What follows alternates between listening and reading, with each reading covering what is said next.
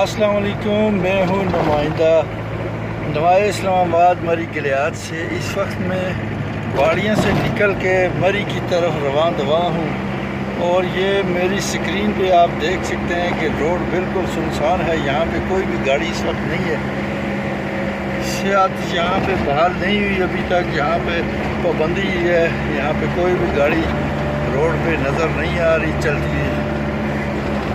کچھ مقامی لوگ جو ہیں یہاں سے جو سفر کر رہے ہیں وہ نظر آ رہے ہیں، باقی یہاں پہ مکمل طور پر سیاحت جو ہے وہ بند ہے، اور یہ کب تک رہے گی یہ ابھی کوئی فیصلہ اس کا نہیں ہوا، لیکن بتایا جا رہا ہے کہ عید الاضحیٰ کے بعد کھولا جائے گا اس کو۔ کتنے دن کے لیے کھولا جائے گا یہ اب گورنمنٹ پہ ڈیپینڈ کرتا ہے۔ یہ ہیں مقامی گاڑیاں یہاں پہ جو خرد و نوش کی اشیاء جو جس کی ترسیل جو ہے وہ پہنچا رہے ہیں۔ مکمل سنسان روڈ، یہ وہی روڈ ہے جہاں پہ گاڑیوں کی اتنی لمبی لائنیں لگی ہوتی تھی ویکینڈ پہ۔ آج یہی سنسان روڈ نظر آ رہا ہے، بالکل ویرانی کا منظر پیش کر رہا ہے۔